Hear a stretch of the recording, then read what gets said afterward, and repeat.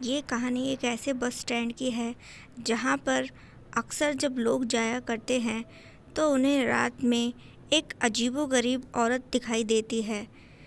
यूं तो सुबह के वक्त वहाँ सब कुछ अच्छा रहता है, लेकिन रात के 12 बजते ही वहाँ पर मुसाफिरों की संख्या भी कम हो जाती है और जो कोई मुसाफिर वहाँ रहता तो उसे वहाँ पर एक अजीबोगरीब औरत दिखाई देती। पूरी कहानी जानने के लिए पहले हमारे चैनल को जल्दी से सब्सक्राइब कर लीजिए, क्योंकि इस चैनल पर आपकी मनपसंद हॉरर स्टोरी मैं हमेशा लाती रहती हूँ। उस रात पीयूष अपने ऑफिस से थोड़ा लेट निकला था, जिसके चलते उसे घर पहुँचने के लिए देर हो चुकी थी। वो जिस बस स्टैंड से अक्सर बस पकड़ा करता था, आज वहाँ पर कोई बस भी नहीं आ रही थी। तो वहाँ पर खड़े एक शख्स से उसने कहा, भाई, दौलतगढ़ जाने के लिए बस कहाँ से मिलेगी? तो इस पर उस आदमी ने कहा, अब इस बस स्टैंड पर वहाँ की तो कोई बस नहीं आने वाली। हाँ, लेकिन यहाँ से एक शॉर्टकट रास्ता है, वहाँ पर एक बस स्टैंड पड़ता है, तुम वहाँ से बस ले सकते हो। लेकिन याद रहे, उस बस स्टैंड पर एक अजीबोगरीब औरत भटकती है। कहते हैं कि वो इंसानों को देख उन पर झपट पड़ती है और उन्हें जान से मारने की कोशिश करती है।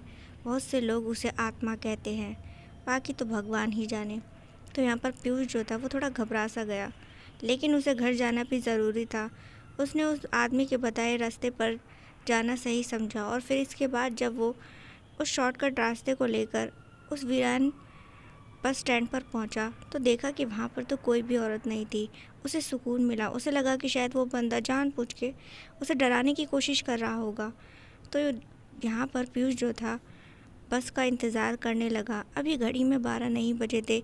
इस बार से अनजान पीयूष बड़े सुकून से खड़ा था, क्योंकि वो नहीं जानता था कि वो जो औरत है वो रात के 12 बजे आती है। तभी अचानक ही उसकी घड़ी में रात के 12 बजते ही अचानक से चारों ओर का माहौल एकदम सर्द हो जाता है। थोड़ी देर पहले तक जहाँ पीयूष को बेहद गर्मी लग रही थी, अचानक से ही मौसम में परिवर्तन हो गया था।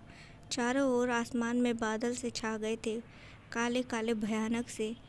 पीयूष हैरान था कि अभी तक तो इतनी गर्मी थी और फिर अचानक से मौसम में परिवर्तन कैसे? पीयूष खुद से कहने लगा, अरे भाई, ये अचानक से मौसम बदल कैसे गया? अच्छी खासी गर्मी थी और अब इतनी तेज़ ठंड लग रही है। इसके बाद जो था पीयूष अपनी बस का इंतज़ार कर ही रहा था, तभी उसे किसी की पीछे से आवाज़ सुनाई दी। आवाज़ कुछ ऐसी थी जैसे कोई बूढ़ी औरत उसे पुकार रही हो, वो भी उसके नाम के साथ। पीयूष अचानक से ही खौफ ज़्यादा होकर पीछे पलटता है तो देखा कि एक बूढ़ी औरत लाठी के सहारे वहाँ खड़ी थी। उसे लगा ये और भूतनी, ऐसा तो नहीं हो सकता। तो उसने उस औरत से कहा, क्या बात है अम्मा, कुछ चाहिए क्या? तो उस औरत ने कहा, अपनी लड़खड़ाती आवाज़ में वो बोली कि मुझे तुम्हारी जान चाहिए। इतना सुनने के बाद पीयूष घबरा सा गया। उसे लगा कहीं वो कोई सपना तो नहीं देख रहा। एक बूढ़ी औरत ऐसी अजीब सी बात क्यों कर रही है? पीयूष ने भी कपकपाती आवाज़ में कहा कि अम्मा, आप ये क्या बोल रही हैं? मेरी जान लेकर आपको क्या मिलेगा? आप है कौन? अचानक से ही उस बूढ़ी औरत का रूप रंग एकदम बदल गया। वो भयानक भूतनी में तब्दील हो गई। इतना देखने के बाद पीयूष को यकीन हो गया कि भाई ये तो कोई भूतनी ही है, नहीं तो ये सब जो उसने देखा ये सब तो सच नहीं हो सकता। वो जो था वहाँ से अपनी जान बचाने के लिए जैसे ही दौड़ा, उस औरत ने उस पर एकदम से हमला कर दिया और उसकी जान लेने की कोशिश करने लगी। उसके लंबे नुकीले नाखून जो थे वो पीयूष के गले में गाड़ने के लिए तैयार थी। पीयूष भी यहाँ पर चिल्लाने लगा, लेकिन जैसे उसकी आवाज़ ही निकलनी बंद हो गई थी गले से। वो बहुत कोशिश कर रहा था कि कोई आकर उसे बचा ले, लेकिन उसके गले की आवाज़ जैसे गले में ही बंद हो चुकी थी। यहाँ पर जैसे ही पीयूष को ऐसा लगा कि अब तो वो मर ही जाएगा, तभी अचानक से ही बस की आवाज़ सुनाई दी। बस की आवाज़ सुनकर अचानक से वो औरत कहीं आसमान में गायब हो गई। पीयूष एकदम अधमरी हालत में वहाँ ज़मीन पर पड़ा था।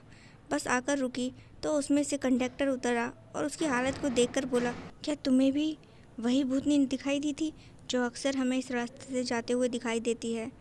यहाँ पर पीयूष काफ़ी कमज़ोर सा महसूस कर रहा था, लेकिन फिर भी उसने हाँ में सर हिला दिया। इसके बाद वो कंडक्टर जो था उसे बस में बैठा लेता है और वो लोग जो थे उसे हॉस्पिटल ले जाकर छोड़ देते हैं। उस रात पीयूष की जान बड़ी मुश्किल से बच गई। कंडक्टर की बदौलत, अगर वो सही समय पे ना आता तो।